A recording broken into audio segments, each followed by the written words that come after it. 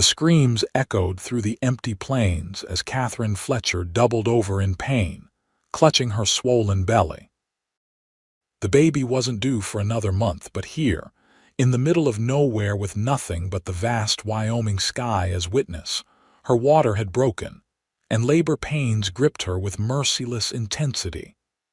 "Not now," she gasped, her knuckles white as she gripped the side of her wagon. The wheel had splintered 3 miles back, leaving her stranded on the trail to Riverton. Her husband Samuel had died of fever 2 months prior, leaving her alone to make the journey to her sister's homestead. "Please, not now." Another contraction tore through her, and Catherine fell to her knees in the dirt. The late afternoon sun beat down, and she knew darkness would fall soon. No one traveled this route regularly. It could be days before anyone found her. In the distance, a cloud of dust rose against the horizon.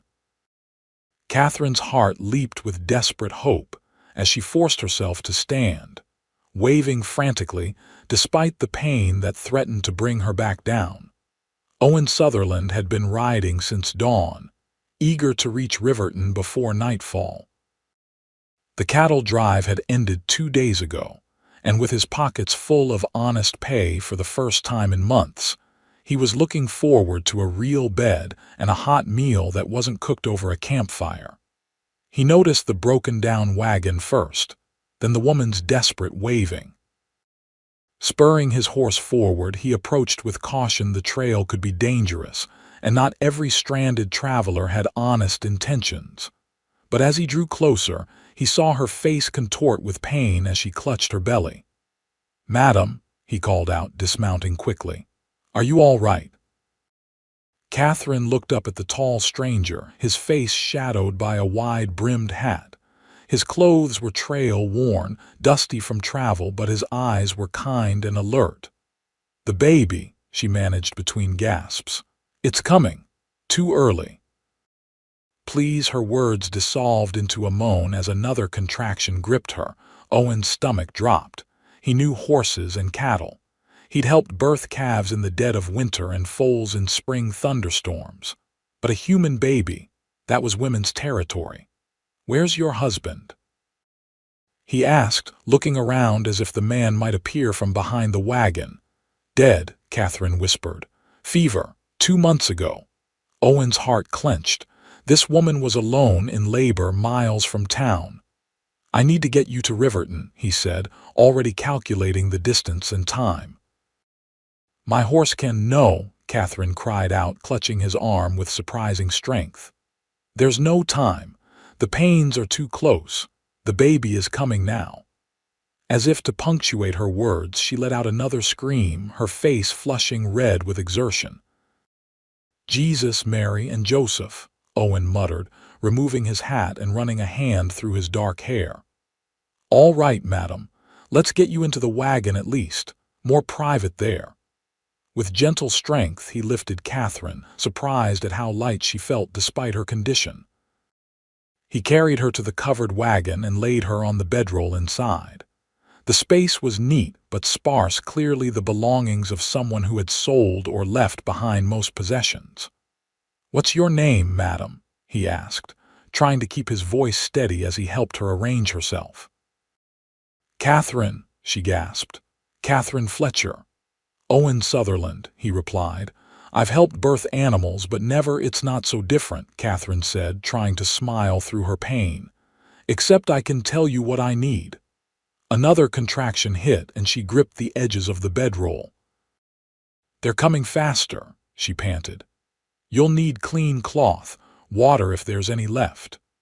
Owen moved quickly, finding a water barrel that was thankfully still half full and locating a stack of clean linens in a trunk. He had just set these items beside Catherine when she let out a guttural scream that made the hair on the back of his neck stand up. "I need to push," she gasped. "The baby's coming now." Owen swallowed hard. "All right, Catherine, tell me what to do." The next hour passed in a blur of activity. Owen followed Catherine's instructions between her contractions, helping her position herself, supporting her back, encouraging her to breathe, and wiping her brow with a damp cloth.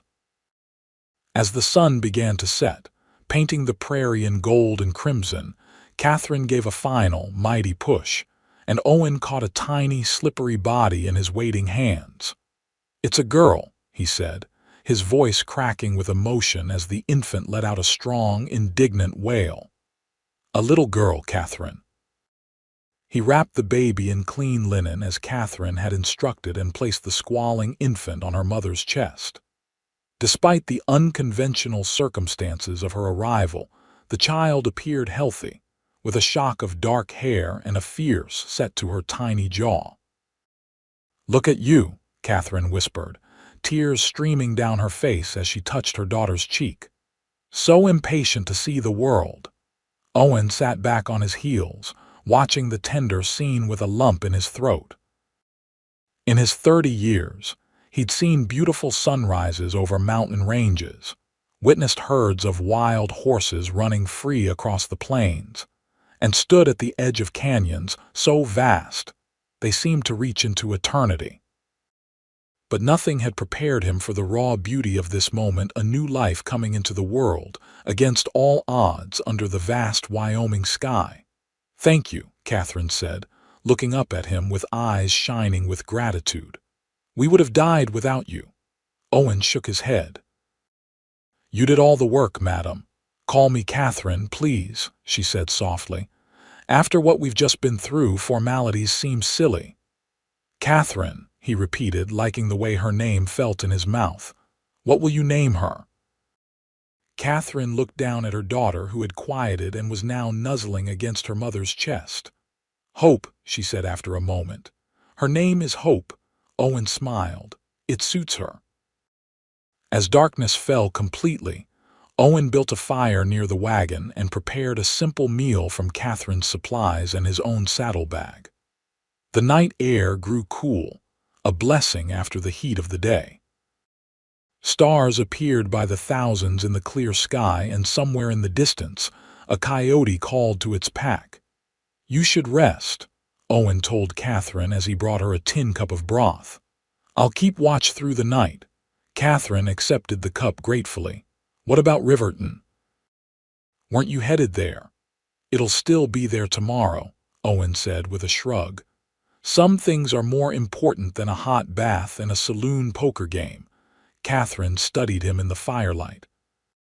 His face was weathered from years in the sun, and his hands were calloused from work, but there was a gentleness to him that belied his rugged appearance. She had been fortunate that this man had been the one to find her. "Tell me about yourself, Owen Sutherland," she said. Owen settled himself near the fire, keeping one eye on the darkness beyond their small circle of light. "Not much to tell. I've been a cowboy since I was 16. Worked ranches from Texas to Montana. Been on my own most of my life." "No family?" Catherine asked. "Had parents once," he said with a sad smile. "Lost Pa to a mining accident when I was 12. Ma held on until I was 15, then consumption took her.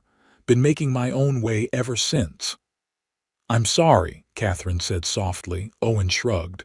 "Life out here is hard, you know that. What about you? Where were you headed before Hope decided to make her appearance?" "My sister lives outside Riverton," Catherine explained. "After Samuel died, I sold what I could of our homestead in Nebraska and packed the rest. Sarah, my sister, has a good-sized place with her husband. They offered to take me in until I could decide what comes next." "Good to have family," Owen said. "Yes," Catherine agreed, looking down at Hope, who was sleeping peacefully in her arms. "More important than ever now." The night passed quietly. Owen kept the fire burning and checked regularly on Catherine and the baby.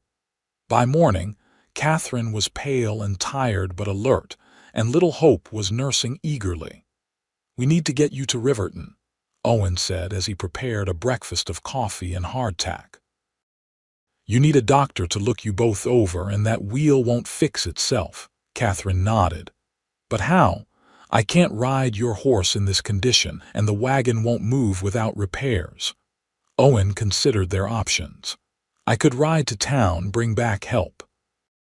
Catherine's face tightened with worry.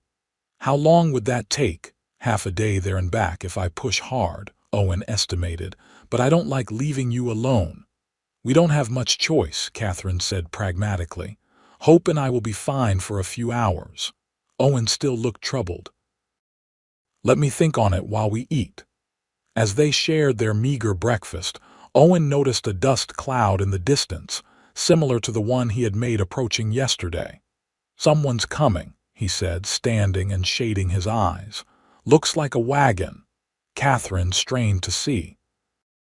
Can you tell who it is? Not yet, Owen replied, but anyone traveling this road is likely headed to Riverton.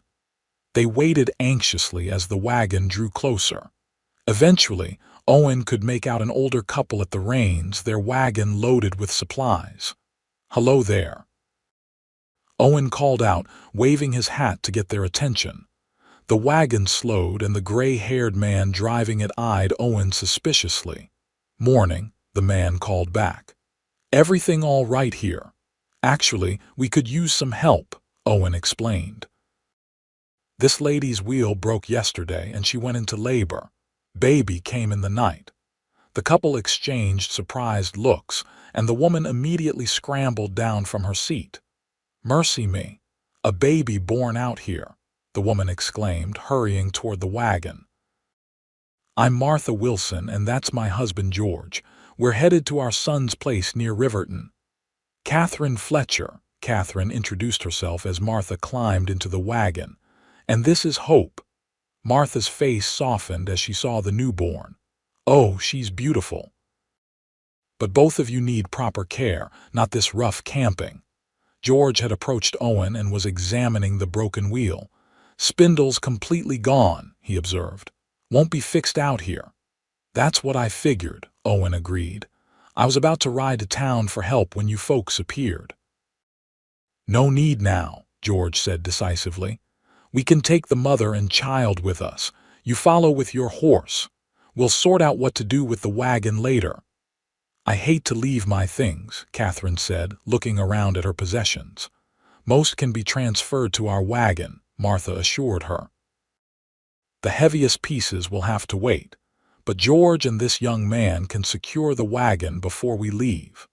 Within an hour, Catherine's most valuable and necessary possessions had been carefully packed into the Wilsons' wagon, and the broken wagon had been secured as best as possible. George fashioned a comfortable nest of blankets for Catherine and Hope in the back of their wagon. Are you sure you'll be all right? Owen asked Catherine as he helped her settle into her new transportation. Thanks to you, we will, Catherine said, reaching out to squeeze his hand. Will you come to Riverton too? Of course, Owen assured her. I was headed there anyway, remember, and I want to make sure you and Hope get situated safely with your sister. Sarah's place is about 3 miles outside town, Catherine told him. Silver Creek Ranch, it's called. I'll find it, Owen promised. The journey to Riverton took most of the day, traveling slowly to avoid jostling Catherine and the baby. Owen rode alongside the wagon, occasionally scouting ahead or dropping behind to ensure they weren't followed. Though the territory was generally peaceful these days, lone travelers were still vulnerable to opportunistic thieves. They reached Riverton as the sun began to lower in the western sky. The town had grown considerably in recent years, with the arrival of the railroad spurring development. A proper main street boasted a hotel, general store, saloon, and other businesses. At the far end stood a modest church, and to Catherine's relief, a small building with Dr. Michael Harmon painted on a wooden sign. Let's get you to the doctor first, Martha insisted. Your sister's ranch can wait until morning if need be. The doctor, a middle-aged man with kind eyes and a no-nonsense manner, examined both Catherine and Hope thoroughly. You're lucky, he told Catherine. Despite the early arrival and unorthodox birth conditions, both you and the child appear healthy. However, I want you to rest completely for at least a week. No travel, no exertion. But my sister can wait or can come to you, Dr. Harmon said firmly. I mean it, Mrs. Fletcher. You've been through an ordeal, and your body needs time to recover. Owen, who had been waiting anxiously outside the examination room, stood as Catherine emerged with Hope in her arms. What did he say? He asked. Catherine explained the doctor's orders with a sigh. Now I need to find somewhere in town to stay for a week. The hotel, I suppose, though it will strain my funds. Nonsense, Martha Wilson interjected. You'll stay with us at our son's place. He and his wife have plenty of room, and she just had a baby herself 6 months ago. She'll be glad of the company. Catherine's eyes filled with tears. Why is everyone being so kind to me? Because that's what folks do out here, George said simply. We look after each other.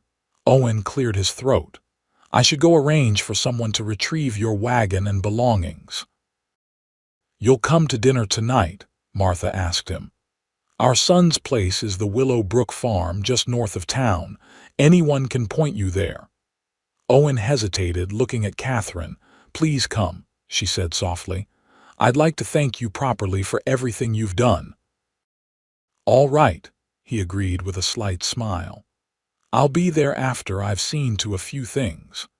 As the Wilsons helped Catherine into their wagon once more, Owen headed toward the livery stable.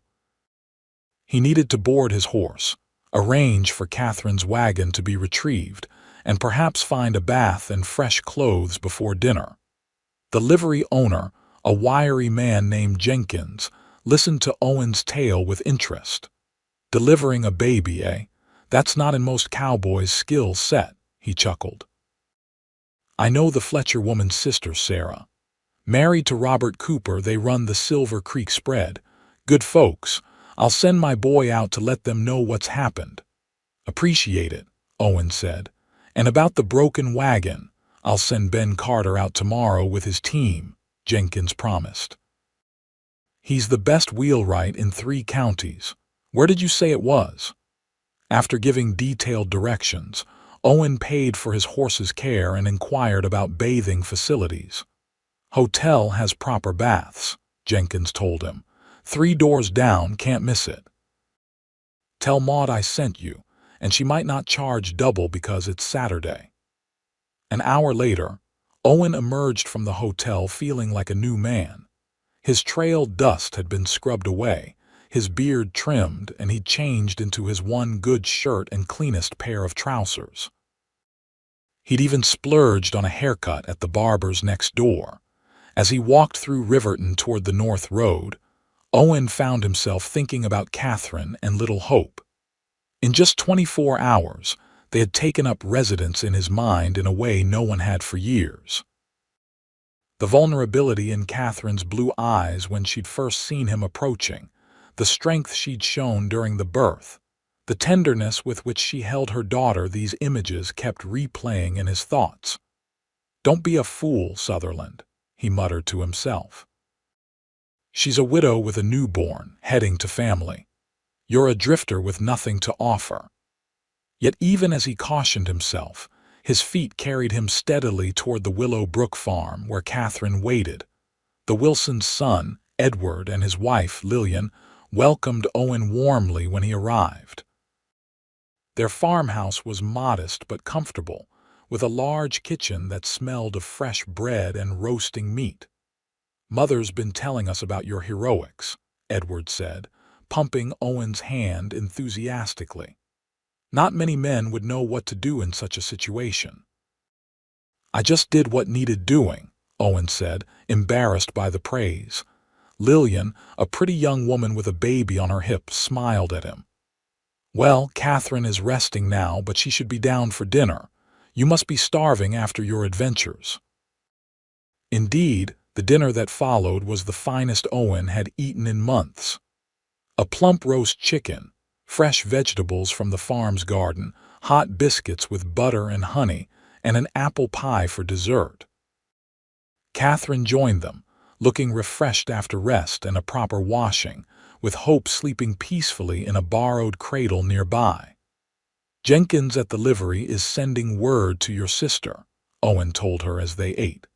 "And he's arranged for someone to fetch your wagon tomorrow." "Thank you," Catherine said. "You've thought of everything." "It's the least I could do," Owen replied. After dinner, while the Wilsons busied themselves with clearing the table and tending to their own infant son, Owen and Catherine sat on the front porch in the cool evening air. Hope was nestled in Catherine's arms, making tiny snuffling noises in her sleep. "What will you do now?" Catherine asked. "After you leave Riverton, I mean." Owen leaned back in his chair, considering. "Not sure. There's ranch work to be had up Montana way. Or I might head to Colorado for the winter. Heard they need men at the mill in Durango." "Always moving," Catherine observed. "It's what I know," Owen said with a shrug. "Don't you ever want to stay somewhere, put down roots?" The question caught Owen off guard. He'd been drifting for so long he rarely considered alternatives. "Never had reason to," he finally replied. Catherine looked down at Hope, tracing a finger gently across the baby's cheek. "Having someone to care for changes that. Before Samuel died, we had such plans. Our own land, a home, children running in the yard." "I'm sorry you lost that," Owen said quietly. "So am I," Catherine admitted. "But hope reminds me that life continues, even when we think it's ended." They sat in comfortable silence for a while, listening to the night sounds: crickets chirping, a distant owl, the soft creak of the porch swing where they sat. "Will you stay in Riverton a few days?" Catherine finally asked. "I'd feel better knowing you were here while I recover." Owen hesitated. The responsible thing would be to move on. Catherine had family coming, and the Wilsons were taking good care of her. There was no reason for him to linger. Yet the thought of riding away tomorrow, of never seeing Catherine or Hope again, left a hollow feeling in his chest. "I could stay a bit," he found himself saying. "Need to make sure that wagon gets fixed properly and you get safely to your sister's place." Catherine's smile was like sunrise breaking over the plains. "I'd like that." The next morning, Owen rode with Ben Carter, the wheelwright, to retrieve Catherine's wagon. The man was talkative, filling the journey with stories of Riverton and its inhabitants. "So you delivered the Fletcher woman's baby, eh?" Ben asked as they drove his wagon along the trail. "That'll be a tale told in town for years to come." Owen shifted uncomfortably. "Just happened to be in the right place. Providence, some would call it," Ben observed. "Widow alone on the trail, baby coming early could have been a tragedy. Instead, you show up like some guardian angel." "Hardly an angel," Owen muttered. Ben chuckled. "Modest too. Say, you looking for work? My brother-in-law runs the Double Circle Ranch 10 miles west of town. Always needs good hands, especially those who can think on their feet." Owen was surprised by the offer. "Might be. Is it seasonal work?" "Year-round if you want it," Ben replied. "Daniel's expanding the operation. Got a contract to supply beef to the railroad camps." The idea planted a seed in Owen's mind. Steady work near Riverton meant he could check on Catherine and Hope from time to time, ensure they were settling in well at her sister's ranch. "It's just concern for their welfare," he told himself. Nothing more. They reached Catherine's wagon by mid-morning. Together, they transferred the remaining possessions to Ben's wagon, then hitched Catherine's broken vehicle to the back of their own to tow it back to town. "Nice wagon," Ben commented as they worked. "Good craftsmanship. Won't take much to get it running again. Just needs a new wheel and axle reinforcement." "How long will repairs take?" Owen asked. 3 days, maybe 4, Ben estimated. "Have to wait for the wood to season properly. Don't want to rush and have it break again 10 miles down the road." This timeline suited Owen fine. It gave him an excuse to remain in Riverton a little longer.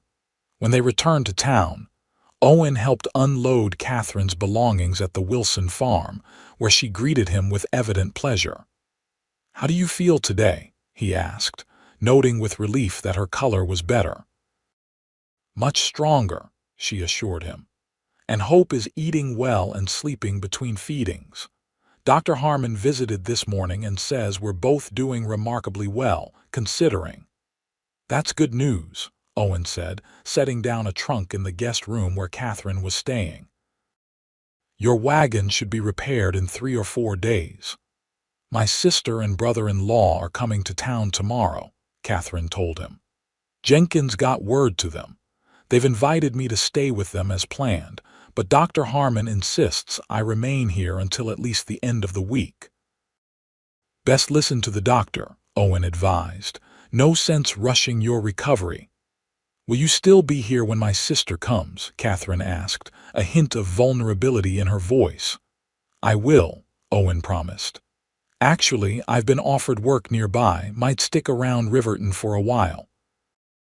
Catherine's face brightened. "Really? That's wonderful news." Her obvious delight at his potential extended stay warmed Owen in a way he hadn't expected. He'd spent years keeping his distance from people, protecting himself from the pain of loss by avoiding deep connections.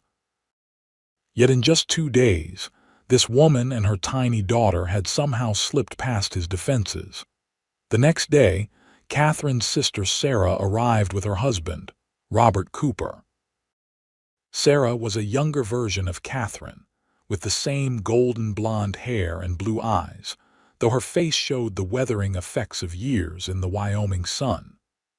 Robert was a tall, broad-shouldered man with an honest face and firm handshake.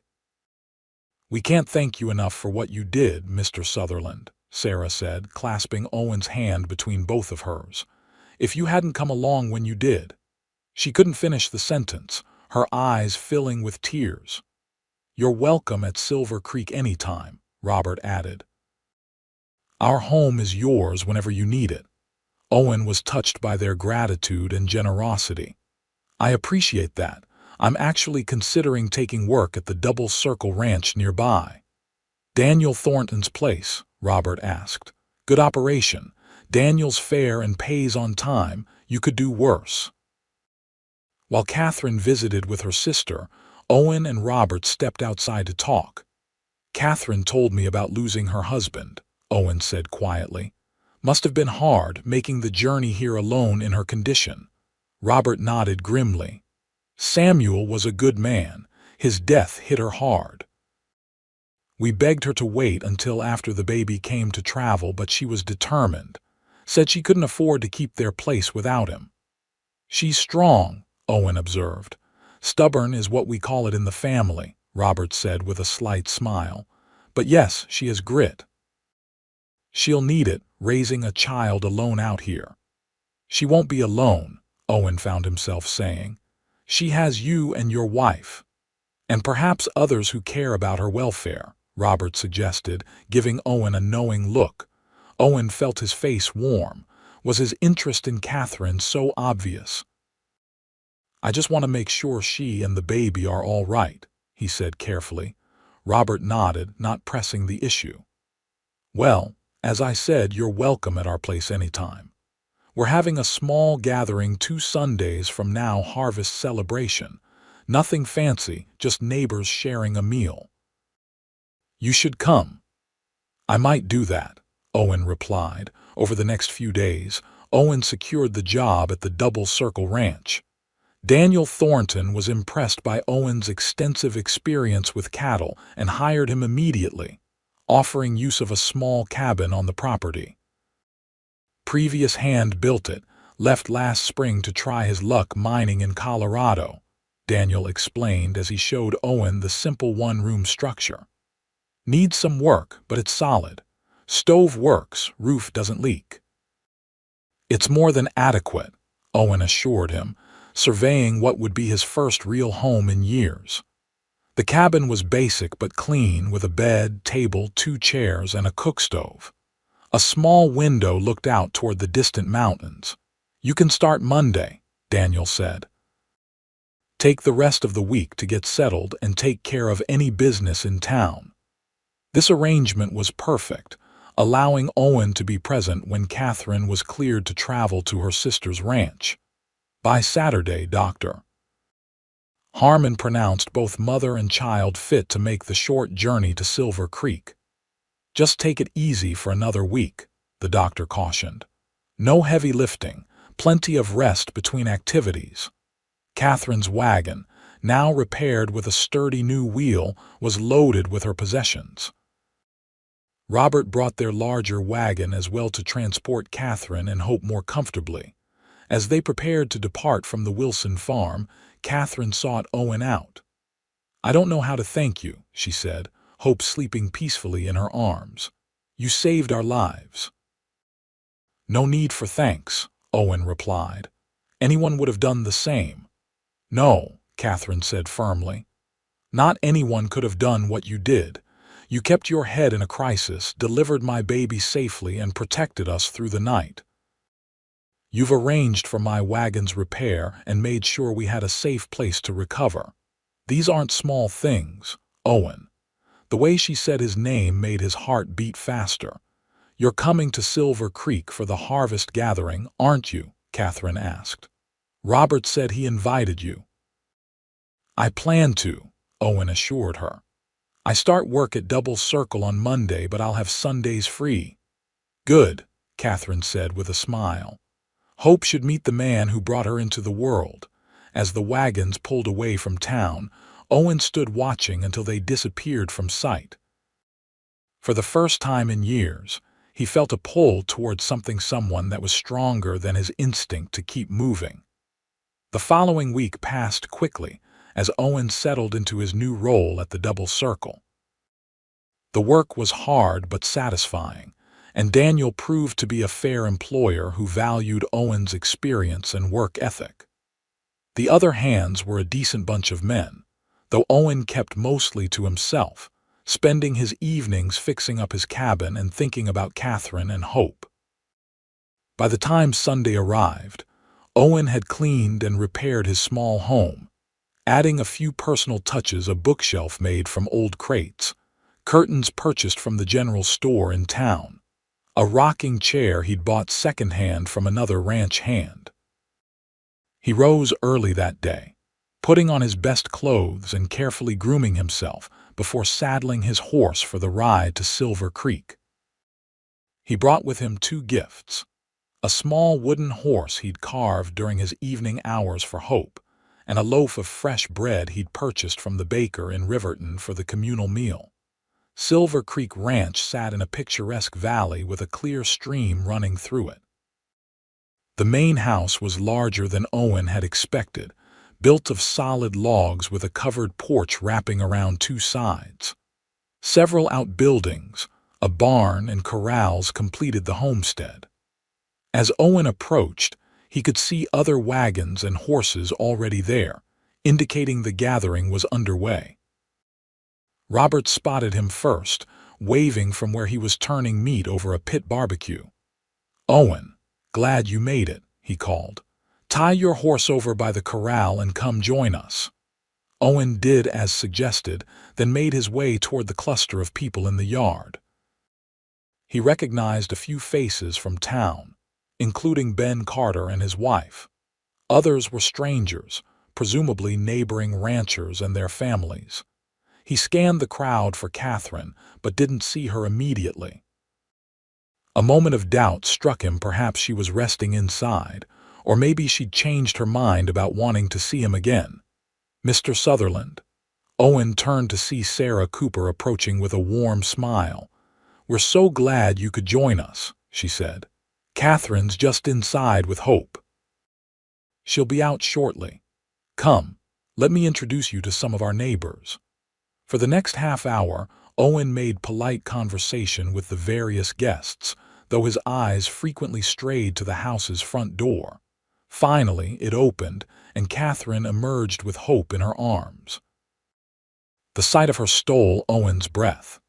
She wore a simple blue dress that matched her eyes, her golden hair neatly arranged in a braid over one shoulder. The week of rest had clearly done her good. Her cheeks had a healthy glow, and she moved with more ease than when he'd last seen her. She spotted him immediately, her face lighting up as she made her way toward him. "You came," she said, sounding genuinely pleased. "I said I would," Owen replied, unable to keep from smiling back at her. Hope had changed in just a week. Her face had filled out, losing some of the newborn redness, and her dark eyes were alert, taking in the world around her. "May I?" Owen asked, gesturing toward the baby. Catherine carefully transferred Hope into his arms. The baby looked up at him, her tiny brow furrowing momentarily before relaxing. She weighed almost nothing, this little life he'd helped bring into the world, yet she seemed to anchor him to the spot in a way nothing ever had. "She's grown," he observed softly. "Like a weed," Catherine agreed with a laugh. "Dr. Harmon says she's thriving despite her early arrival." "Strong like her mother," Owen said, meeting Catherine's eyes. A blush colored her cheeks. "How do you like the double circle? Robert says it's a good operation." "It is," Owen confirmed. "Honest work, fair pay, and the cabin they've given me is comfortable enough." "Your own place," Catherine noted. "That must be nice after years on the trail." "It is," Owen admitted, "though it's taking some getting used to having a door I can close, walls that keep out the wind and rain." "Perhaps you'd show it to me sometime," Catherine suggested, then quickly added, "Hope and I enjoy riding out when the weather's fine. Once I'm fully recovered, of course." "I'd like that," Owen said, warmed by the thought of Catherine visiting his small home. The rest of the gathering passed pleasantly. The food was plentiful and delicious, the company agreeable. Owen found himself drawn into conversations about cattle prices, weather predictions for the coming winter, and local politics. Through it all, he remained aware of Catherine's presence nearby, the sound of her laughter, the gentle way she tended to Hope. As the afternoon waned and guests began to depart, Owen lingered, helping Robert and some other men bank the barbecue fire and move tables back into the barn. "No rush to leave," Robert told him when they finished. "Stay for supper.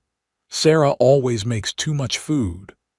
Owen accepted the invitation, and as twilight settled over the valley, he found himself sitting on the porch with Catherine while Sarah and Robert put their children to bed inside. "Hope is down for a while," Catherine said, joining him with 2 cups of coffee. "She'll wake for a feeding in a couple of hours." "She seems to be adjusting well to ranch life," Owen observed, accepting the coffee gratefully. "Better than I am," Catherine admitted with a wry smile. "I lived in town most of my life before marrying Samuel. The openness out here still takes me by surprise sometimes, how vast everything is, how far from neighbors and conveniences." "But beautiful," Owen noted, gesturing toward the view before them. The setting sun had painted the sky in shades of pink and gold, silhouetting the distant mountains. "Yes," Catherine agreed softly. "Beautiful." They sat in comfortable silence for a while, sipping their coffee and watching night claim the valley. Stars appeared, first a few, then by the hundreds, until the sky was a glittering tapestry above them. "I brought something for Hope," Owen said finally, reaching into his coat pocket. "It's not much, just something to remember her unusual birth by." He handed Catherine the small wooden horse.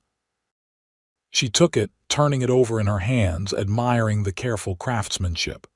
"You made this?" she asked, clearly impressed. Owen nodded. "Had plenty of evenings to myself. Keeps my hands busy." "It's beautiful," Catherine said. "Her first toy, thank you, Owen." The way she said his name made his heart skip a beat. Owen knew he was treading dangerous ground. Catherine was still in mourning for her husband, still adjusting to motherhood and her new life at Silver Creek. The last thing she needed was a drifting cowboy developing feelings for her. Yet as they sat side by side on that porch, With the night sounds of the valley surrounding them and the stars overhead, Owen couldn't deny the pull he felt toward her. In the week since he'd helped deliver Hope, something had shifted inside him. The life he'd led before, rootless, solitary, always moving, suddenly seemed empty compared to the possibility of what? He wasn't even sure what he wanted, only that it involved being near Catherine and Hope. "I should go," he said reluctantly as the hour grew late. "Early start at the ranch tomorrow." Catherine walked with him to where his horse was tied. "Will you come again next Sunday?" she asked. "Not a big gathering, just a regular dinner. Sarah and Robert would love to have you, and so would Hope and I." The invitation warmed Owen through. "I'd like that very much." "Good," Catherine said, reaching out to squeeze his hand briefly. "Until Sunday, then." Owen rode back to his cabin under the star-filled sky, his mind full of Catherine's smile, the weight of Hope in his arms, and the feeling that perhaps, at long last, he might have found a place where belonging was possible. The autumn days grew shorter as September yielded to October. Owen settled into a routine at the double circle that felt surprisingly comfortable. Weekdays were filled with the demanding work of a cattle ranch, mending fences, moving herds to fresh pasture, breaking horses, and preparing for the coming winter. Sundays, however, became sacred. Each week, he rode to Silver Creek Ranch to share dinner with the Coopers and Catherine, watching in wonder as Hope grew and changed. By her first-month birthday, Hope had filled out considerably, her cheeks round and her tiny body stronger. She could lift her head now and had begun to focus her eyes on faces, even offering what Catherine insisted were real smiles, not just gas, as Sarah teasingly suggested. "She knows you," Catherine told Owen one Sunday as he held Hope after dinner. "Look how she watches your face." Indeed, the baby's dark eyes seemed fixed on Owen's, her expression solemn as if studying him intently. "Smart girl," Owen said softly, taking the measure of everyone around her. "Just like her mother," Robert commented from across the room where he was playing checkers with his oldest son. "Catherine sized us all up within a day of arriving, knew every strength and weakness on the ranch before the week was out." Catherine laughed. "I did no such thing." "You absolutely did," Sarah countered, joining the conversation. "First thing you said to me was that our chicken coop needed reinforcement before winter and the garden would yield better if we rotated crops." "Well, I was right, wasn't I?" Catherine defended herself with a smile. "About both things," Sarah admitted. "The coyotes got into the henhouse exactly where you said they would." Owen enjoyed these family moments, the gentle teasing and easy laughter. The Coopers had welcomed him into their home without reservation, treating him more like a longtime friend than a recent acquaintance. And Catherine. Each week, she seemed more at ease with him, more willing to share her thoughts and feelings. As October progressed, Catherine continued to recover her strength. She began helping more around the ranch, and Owen often arrived on Sundays to find her engaged in some task, hanging laundry, kneading bread, or tending the kitchen garden that was being prepared for winter. "Dr. Harmon says I'm fully healed," she told Owen one crisp Sunday as they walked the property after dinner, Hope bundled warmly against Catherine's chest in a sling. "No more restrictions on what I can do." "That's good news," Owen said. "You seem stronger every time I see you." "I feel stronger," Catherine agreed, "not just physically. When Samuel died, I thought my life was over. Then when I found myself alone on that trail with Hope coming early, I was certain we would both die. But we didn't. We survived, and now I'm beginning to think about the future again." "What do you see in that future?" Owen asked carefully. Catherine was quiet for a moment, her eyes on the distant mountains. "A home for Hope, a place where she can grow up safe and loved, work that sustains us both." Silver Creek seems like a good place for that, Owen observed. It is, Catherine agreed. Sarah and Robert have been so generous, but I can't live on their charity forever. I need to make my own way somehow. Have you thought about what you might do? Catherine nodded. Several things, actually. I was a school teacher before I married Samuel. Riverton is growing fast. They may need another teacher soon. Or perhaps I could take in sewing. I'm quite skilled with a needle. Both seem like good options, Owen said encouragingly. What about you? Catherine asked, turning to look at him directly. Is the double circle just another stop on your journey, or are you thinking of staying in these parts? The question caught Owen off guard, though he'd been asking himself the same thing lately. His instinct to keep moving had quieted since he'd met Catherine and delivered hope. For the first time in years, he found himself thinking about next season, next year, a future beyond the immediate horizon. I'm thinking of staying, he admitted. Daniel's offered me the foreman position when Hank retires this spring. It's good work, and the cabin, well, I've been fixing it up. Feels more like home now. Catherine's face brightened. Owen, that's wonderful news. A foreman position is a real opportunity. It is, Owen agreed, though the cabin's still mighty small. But yours, Catherine pointed out. There's value in having a place that belongs to you, no matter the size. Hope began to fuss then, and Catherine rocked gently, soothing the baby. She's getting hungry, Catherine explained. We should head back to the house. As they walked back, Owen gathered his courage. I meant what I said about showing you my place sometime. If you'd like to ride out one day this week, I could meet you at the crossroads at noon. It's not far from here. Catherine considered for a moment, then nodded. Wednesday would work. Sarah can watch Hope for a few hours.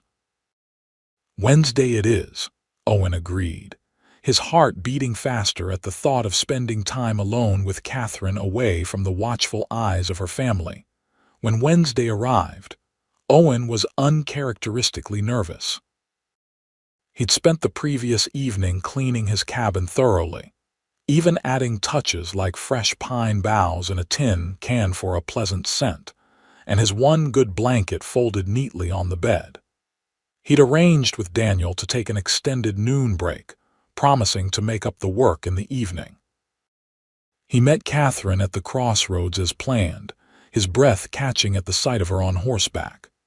She rode well, sitting straight and confident in the saddle, her golden hair braided and tucked beneath a practical hat. She wore a split riding skirt that allowed her to ride astride and a warm jacket against the October chill. You look like you were born to the saddle, Owen commented as they fell into step side by side. Catherine laughed. Hardly. I'm still getting used to it. Sarah's been teaching me.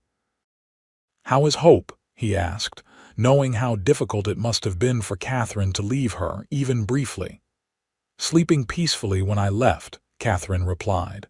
She started sleeping for longer stretches, thank goodness. Sarah promised to send one of the children for me if she wakes and needs feeding. They rode at a comfortable pace through rolling grasslands dotted with pines. The double circle property was well maintained, with sturdy fences and fat cattle grazing in the autumn pastures. Daniel runs a tight operation, Owen explained as they passed a group of hands mending a section of fence. Plans to expand next spring if beef prices hold. And you'll be foreman by then, Catherine said, responsible for it all. If I stay, Owen clarified.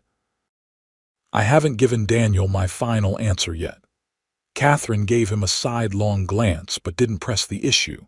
They crested a small rise, and Owen's cabin came into view.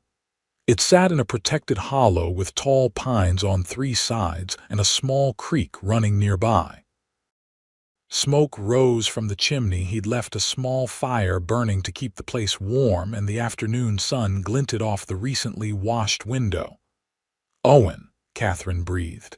It's lovely. Pride swelled in his chest at her approval. It's not much, but I've been working on it. Added a porch last week. Indeed, a small covered porch now extended from the front door, with 2 chairs set upon it. They dismounted and tethered their horses to the hitching post Owen had installed. "May I show you inside?" he asked, suddenly shy about the humble accommodations. "Please," Catherine said, her eyes bright with interest. The cabin's interior was simple but neat. The main room contained the cook stove, a table with 2 chairs, a small bookshelf with Owen's few books, and a rocking chair near the fireplace. A curtain partially separated the sleeping area, where a narrow bed stood with a chest at its foot for clothing. "You've made it so homey," Catherine observed, running her hand along the smooth wood of the table. "Did you make these shelves?" Owen nodded. "And the table?" "The chairs I traded for with a fellow in town, my labor breaking a horse for his furniture-making skills." "It's perfect," Catherine said sincerely. "Just the right size for one person." "A bit tight for more than that," Owen admitted, then felt his face grow warm at the implication of his words. If Catherine noticed his discomfort, she didn't show it. Instead, she moved to the window, looking out at the view of the creek and distant mountains. "The light is wonderful," she commented, "and so quiet except for the creek." "Would you like some coffee?" Owen offered. "I put the pot on before I left." "That would be lovely," Catherine accepted. Owen busied himself with pouring coffee into 2 tin cups, grateful for the distraction. Having Catherine in his small home felt both right and dangerous right, because her presence seemed to fill a void he hadn't fully acknowledged. Dangerous, because it made him want things he wasn't sure he could have. They sat at the table, sipping their coffee and talking easily about ranch matters, the approaching winter, and Hope's latest developments. "She's trying to roll over," Catherine said proudly. "Dr. Harmon says she's advanced for her age." "Not surprising," Owen replied. "She made her entrance into the world with determination. Stands to reason she'd be eager to get moving." Catherine laughed, then grew serious. "I never properly thanked you for that night, for staying calm when I was terrified, for knowing what to do." "You did thank me," Owen reminded her. "Several times." "Words don't seem adequate," Catherine insisted. "You saved our lives, Owen, if you hadn't come along when you did." "But I did," Owen said gently. "And you and Hope are thriving. That's thanks enough." Catherine reached across the table and placed her hand on his. "Is it?" "What if I wanted to offer more?" Owen's heart thundered in his chest. "What do you mean?" Catherine's cheeks flushed pink, but her gaze remained steady. "I've been thinking about you, about us, about how you've become such an important part of Hope's life and mine in such a short time." "Catherine," Owen began, uncertain what to say. "You're still recovering from loss. I wouldn't want to take advantage," Catherine supplied. "You wouldn't be. I know my own mind, Owen. Yes, I loved Samuel and I mourned him deeply. But life continues, as you helped me see the night Hope was born." She squeezed his hand. "I'm not proposing marriage or making any declarations. I'm simply saying that I care for you and I believe you care for me, and I'd like to see where that might lead if you're willing." Owen turned his hand to clasp hers properly. "I do care for you, Catherine, more than I should, perhaps, but I'm a simple cowboy with nothing much to offer except a small cabin and uncertain prospects."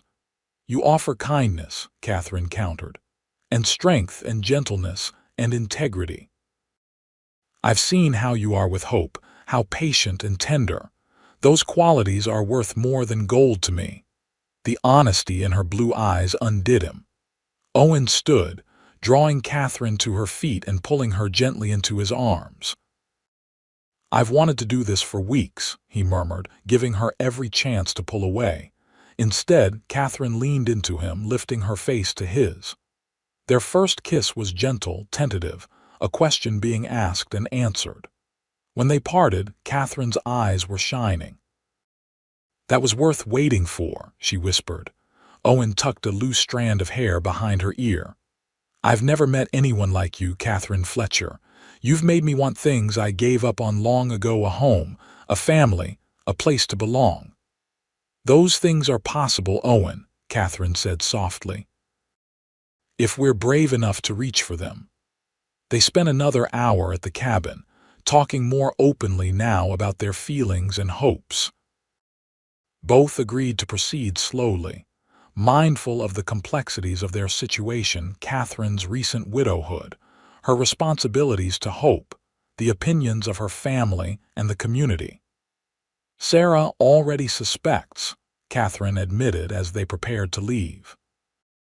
"She's noticed how I light up on Sundays when you arrive." "And what does she think of it?"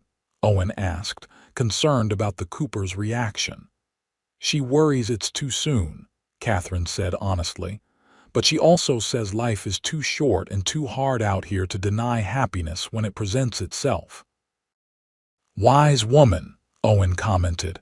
"She is," Catherine agreed, "and she likes you, which helps. Robert too." They rode back to the crossroads together, reluctant to part but aware of responsibilities waiting for both of them. "Sunday seems very far away," Owen said as they reached the point where they would separate. "It does," Catherine agreed, "but I'll be thinking of you until then." "And I you," Owen replied. He leaned over from his saddle and kissed her once more, a promise of things to come. The weeks that followed took on a new sweetness for Owen. His Sunday visits to Silver Creek became the center around which the rest of his days revolved. He accepted Daniel's offer of the foreman position, committed now to building a life in the Riverton area. He continued improving his cabin, adding shelves, reinforcing the roof against winter storms, and extending the porch to wrap around two sides of the structure. Catherine, meanwhile, had secured a position as assistant teacher at the Riverton School, set to begin after the new year. 3 days a week, she would ride into town with Hope, teach the younger children their letters and numbers, then return to Silver Creek by afternoon. The arrangement would provide her with income while allowing her to continue living with her sister's family until she could establish a place of her own. "It's perfect," she told Owen as they walked the Silver Creek property one cold November Sunday. "I'll be contributing to my keep, using my education, and still have plenty of time with Hope." "I'm proud of you," Owen said sincerely, "taking charge of your future that way." Hope, now nearly 2 months old, was bundled warmly against Catherine's chest in the sling she preferred for carrying her daughter. The baby was awake, her dark eyes taking in the world around her with increasing awareness. When Owen spoke, she turned her head toward the sound of his voice.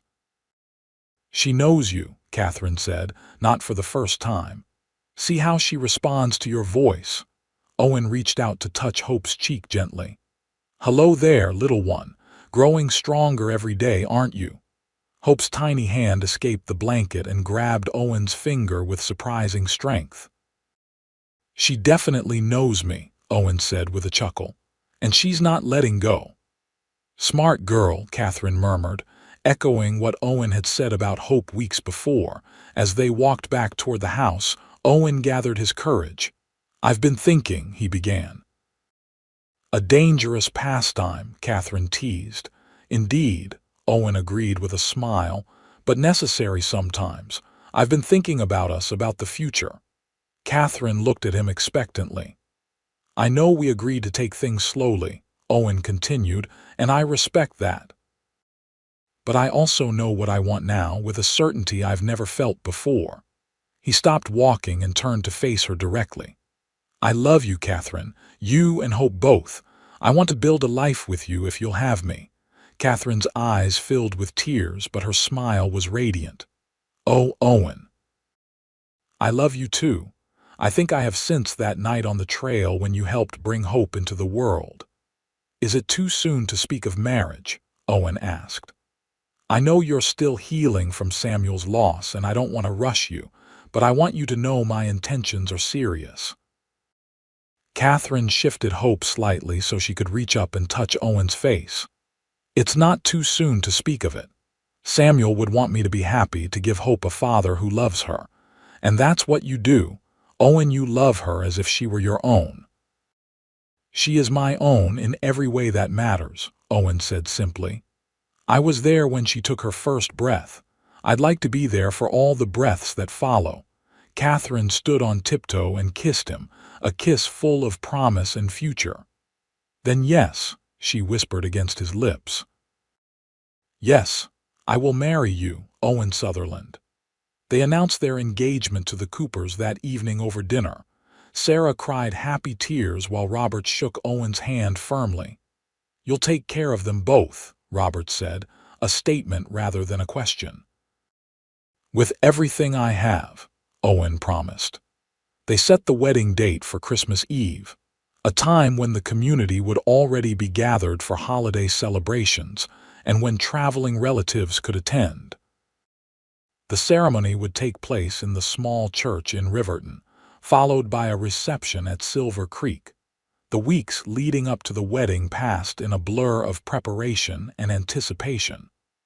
Owen worked double shifts at the ranch, saving every penny for their future. He expanded his cabin, adding a proper bedroom and enlarging the main living area to accommodate a family. Catherine divided her time between caring for Hope, helping Sarah with holiday preparations, and sewing her wedding dress, a simple but elegant creation of ivory wool with pearl buttons salvaged from her mother's gown. Word of their engagement spread quickly through the community. Most reactions were positive. The story of how Owen had delivered Hope on the lonely trail had become something of a local legend, and many saw their marriage as the perfect conclusion to an already romantic tale. A few raised eyebrows at the speed of the courtship, given Catherine's relatively recent widowhood, but Sarah defended her sister fiercely. "Life moves at its own pace out here," she told one particularly judgmental church lady. "Catherine and Hope need a husband and father, and Owen needs a family. God brought them together in extraordinary circumstances. Who are we to question his timing?" By mid-December, snow blanketed the Wyoming landscape, transforming the rugged terrain into a pristine wonderland. The creek at Silver Creek Ranch froze solid, and the children spent hours skating on its surface, their laughter carrying across the valley.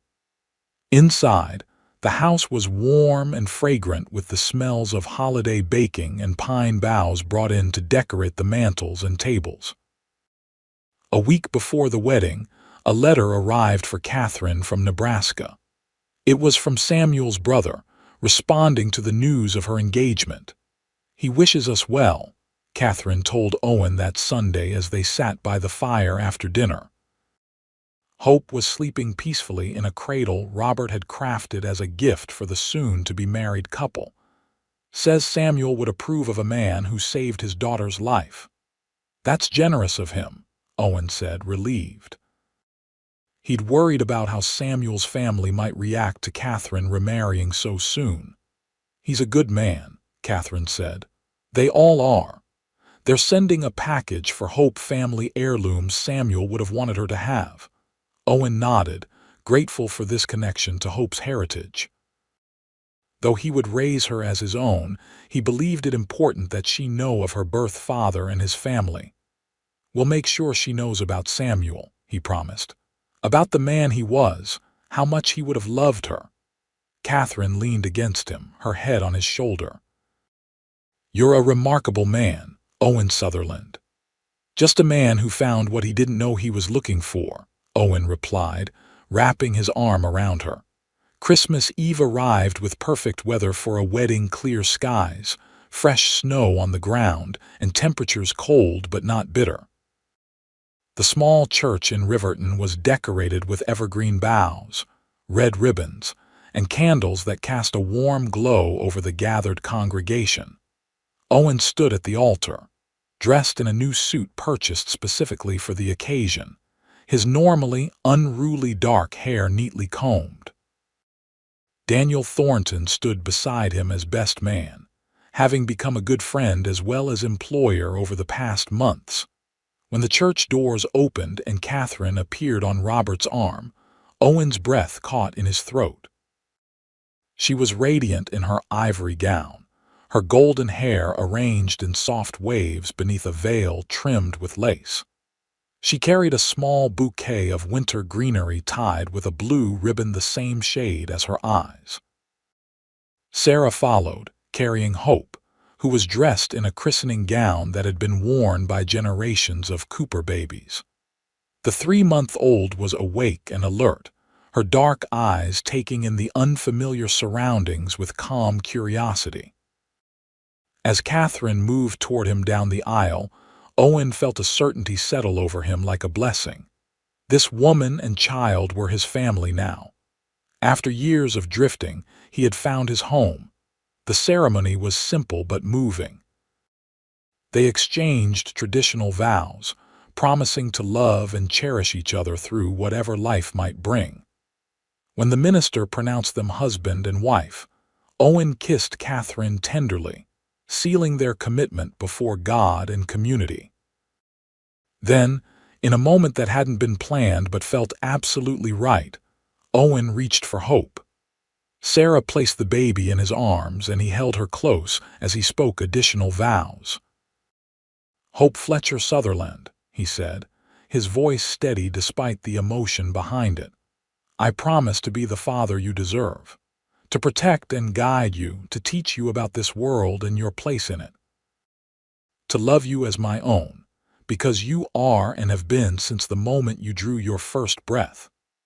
There wasn't a dry eye in the church as Owen handed Hope back to Catherine, who kissed her daughter's forehead before they turned to face their friends and family as a newly formed family. The reception at Silver Creek was joyous, with music provided by local fiddle players, tables laden with food contributed by neighbors, and plenty of warm cider and coffee to ward off the winter chill. Children played in the snow outside, occasionally rushing in to warm themselves by the fire before returning to their games. As evening fell, Owen and Catherine prepared to depart for their first night as husband and wife. They would spend it at Owen's cabin, now their cabin, before returning to Silver Creek for Christmas Day celebrations. "Are you sure you want to leave Hope overnight?" Owen asked as Catherine nursed the baby one last time before their departure. "We could take her with us." Catherine shook her head. "Sarah's insisted on giving us this night to ourselves. Hope will be fine, she's sleeping through most of the night now, and Sarah knows her routine." She stroked her daughter's cheek as Hope's eyes began to close, milk drunk and content. "Besides, we'll be back tomorrow. And after New Year's, we'll all be together in our own home." The plans they'd made involved Catherine and Hope moving permanently to the cabin after the holidays. By then, the final improvements would be complete, including a nursery area for Hope. They made their farewells amid good-natured teasing from the guests, then climbed into the sleigh Owen had borrowed from Daniel for the occasion. Wrapped in thick buffalo robes against the cold, they set off across the moonlit snow toward their home. The cabin was warm when they arrived, thanks to Daniel's foreman who had ridden ahead to light the fire. Candles glowed in the windows, and a small Christmas tree stood in one corner, decorated with paper stars and strings of dried berries. Owen helped Catherine down from the sleigh, then surprised her by sweeping her into his arms. "Tradition," he explained with a smile as he carried her across the threshold. Inside, the cabin was transformed from the humble bachelor quarters it had once been. New curtains hung at the windows, a colorful rag rug covered the plank floor, and the table was set with Catherine's dishes brought from Nebraska. It was still simple, but it was now unmistakably a home. "Welcome home, Mrs. Sutherland," Owen said, setting Catherine gently on her feet. "It's perfect," she whispered, turning in a slow circle to take it all in. "Everything I could have wished for." That night, as they lay together in the quiet darkness of their cabin, Catherine nestled against Owen's chest. "Are you happy?" he asked, stroking her golden hair that spilled across the pillow. "Completely," she murmured. "Are you?" "More than I ever thought possible," Owen replied honestly.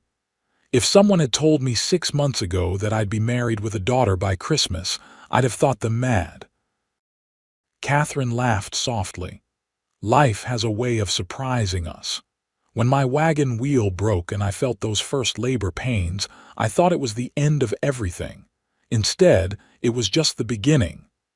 "Providence," Owen said, remembering Ben Carter's words from months ago.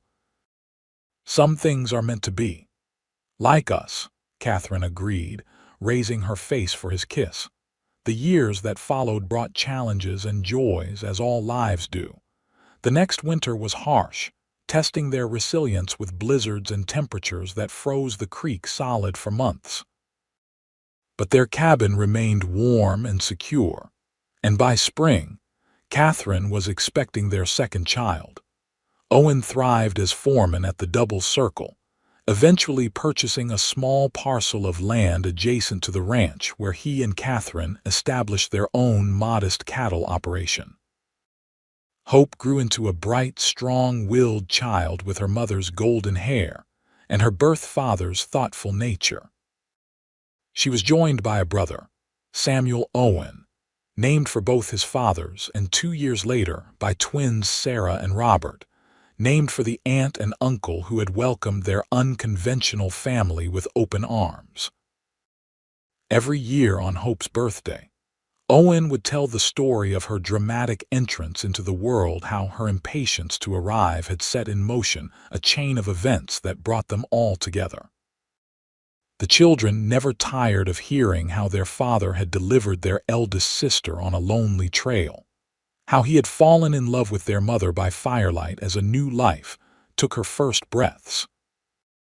It was the luckiest broken wheel in history, Owen would always conclude, his arm around Catherine, his heart full with the knowledge that the long, solitary trail of his earlier years had led him exactly where he was meant to be. And Catherine, watching her husband with their children, would remember that moment of terror when she realized her baby was coming too soon and she was miles from help. How close she had come to tragedy, and how instead, fate had sent Owen Sutherland riding into their lives, changing everything. Some called it luck, others providence. Catherine and Owen simply called it love, unexpected, all-encompassing, and as vast as the Wyoming sky that had witnessed their beginning.